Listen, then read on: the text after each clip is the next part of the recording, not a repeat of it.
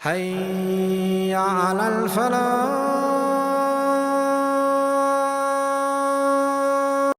If what you were looking at was nude and unacceptable, wallahi, my brothers and sisters, it has an impact and it leaves a mark in your brain, your heart, your spirituality is damaged. It's like a Ferrari going into a wall, and believe me, even if it is repaired by panel beating, people would know, you would know, this car is damaged, it's no longer as it was.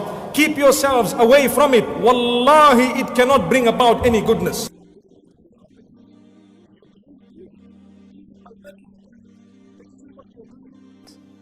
The second that we're living in now will never ever come back. Forget about 100 years and 1,000 years. The moment I stood up here is gone. It's over. It's never to return. What happened in that moment is over. It's written, it's recorded, and that's it. Hujjatun li aw alayya.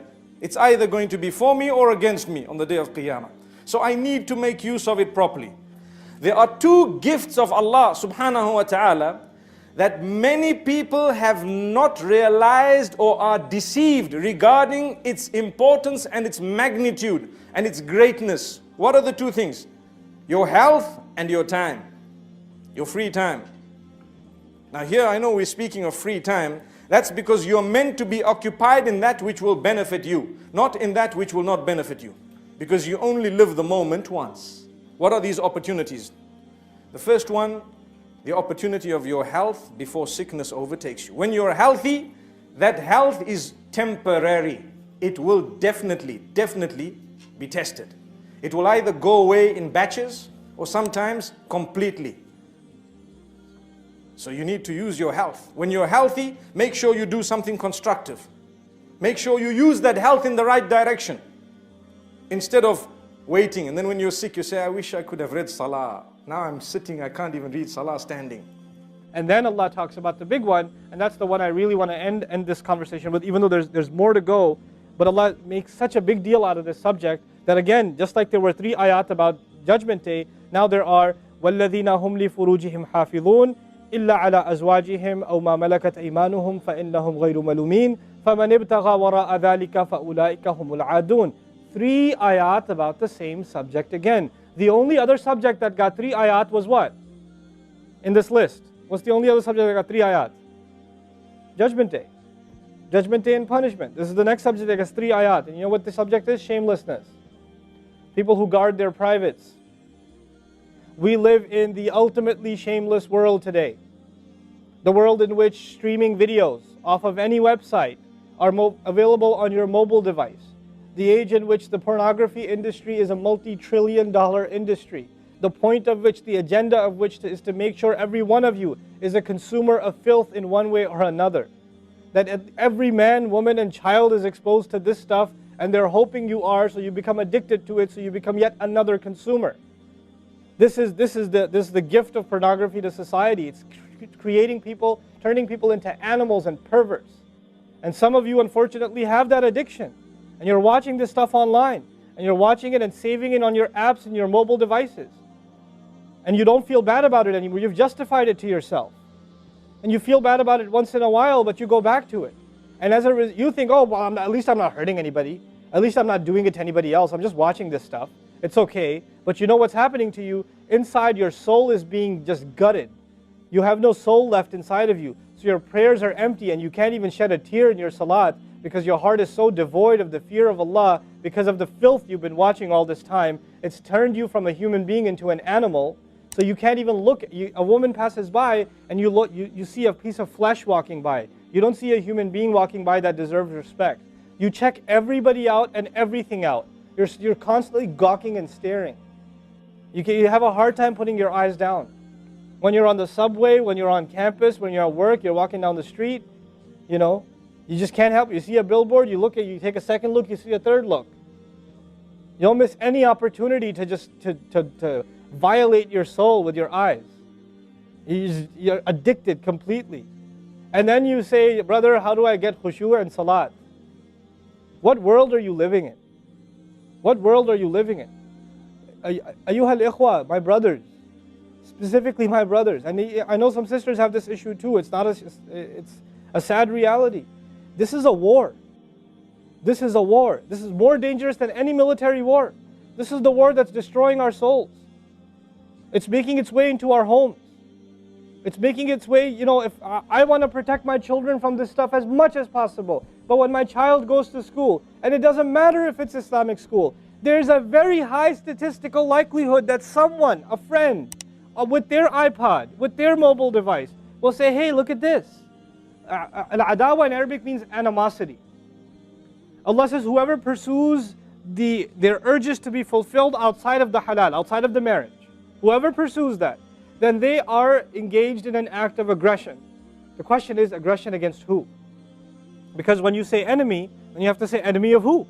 If they've become an enemy, who have you become an enemy to? Allah didn't mention a maf'ul bihi, no jar majroor, nothing related to it. You know what that means? They are an enemy to themselves, their family. They become an enemy even to Allah's teaching. These are the kinds of people. The most important asset you and I have is our hearts. And this shamelessness destroys the hearts. It destroys it. The most precious thing you and I have to preserve is our iman. And these filthy images is destroying your iman. They're tearing your iman apart. Don't let it happen to you. Do not let it happen to you. And I can only talk about this. I can't stop you from doing anything. And nobody else can. You will have to police yourself. You will have to control yourself. You'll have to make the decision, is my iman important enough? Is my salat important enough? Or should I just carry on and pretend? You know what I told you about jazur, right? When you come across evil, you just don't want to deal with it. You just ignore it. There's a lot of people like that. They hear this stuff and they don't deal with it. They just ignore it. And you're jazur. Then you're not from the musallin. Illa al-musallin. If you don't be from the people of jazur, from the jazureen. Don't be from them. The people who just leave it. They don't even deal with their problem. They run from it. And they cave in every time. And they're reactionary. And that's the beautiful thing about the beginning of this passage. Halua, reactionary. Usually we react to temptation. You react to an image and it leads you to a site, which leads you to something else, which leads you to something else. You're constantly reacting to things. You're supposed to learn to have the right reaction, and the right reaction comes when we become people of salat. The only thing we can do is have a mature conversation about this and teach our youth to deal with this and navigate this and not fall into it. The elders that are here, stop watching Indian movies, man. Why are you sitting in a lecture talking about salat and the importance of salat and you don't guard your shame? Mother and daughter and husband and wife and sister sitting together watching whatever? God, come on. Stop. وَالَّذِينَ هُمْ لِفُرُوجِهِمْ حَافِظُونَ. They guard their privates. But guarding your privates doesn't mean you don't commit zina. It means everything that leads to the temptation. Everything that leads to it. They watch it. They guard it. They know it's under attack. They know that their shame is under attack. They realize that their weakness is their urges. Those urges that Allah put inside of us that are so strong. Allah put them there for a reason. He did. And every one of you have them. You don't have to, I don't have to have a dalil for you to have them. I know. The guys that are here. You all suffer that challenge every single day of your life. Especially in a city like this one. At least in Texas we're a little more conservative. Not that much more, but a little more. And you have to really go out of your way to guard yourself. This passage is not about high goals. This is about the bare minimum. I told you that, right? This is the bare minimum, folks. The bare minimum is we guard ourselves from shamelessness. We wage a war within ourselves against that tendency. And I know some of you have tried to quit before and you go back. And you've tried to quit before and you go back again. And you go back again. And you keep falling into that trap. I know some of you have done that. And you're struggling with it. But don't give up on yourself. Don't give up on yourself. And whatever it takes, if you just don't be alone. Don't be by yourself. Be with good friends. Be outside. Study somewhere else. Go to the library and study. Go somewhere where other people are around. Because when you're by yourself, shaitan gets you. And if the fear of Allah isn't enough for you, at least the fear of other people will work for you. At least something's better than nothing. For those, I've said this in other talks before, for the parents here, if you have a computer in the house, please don't make it a laptop. Have a desktop in the house with a really big monitor. Get the biggest monitor you can find. Honest to God, and make sure your computer is in the kitchen or in the dining room. Don't put it in the living room. Don't put it in the kids' room. Don't put it in your bedroom. Put it in the dining room, facing the public. You want to do homework, do it over there. Though you can't move the monitor this way or that way. It's facing everybody. That's how you should have it. You know? This stuff, we have to take these precautions. Don't give your 11-year-old a smartphone. What were you thinking? That's not very smart.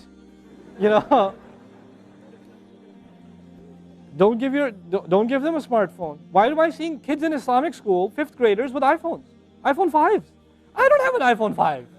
Why do you have an iPhone 5? With 4G, you know how dangerous that stuff is? You know? وَالَّذِينَ هُمْ لِفُرُوجِهِمْ حَافِظُونَ إِلَّا عَلَىٰ أَزْوَاجِهِمْ. Thank you so much for listening to this short message. I pray that it has increased you in a little bit of motivation and hope, and the same applies to all of us. Jazakumullah khair. Assalamu alaikum wa rahmatullahi wa barakatuh.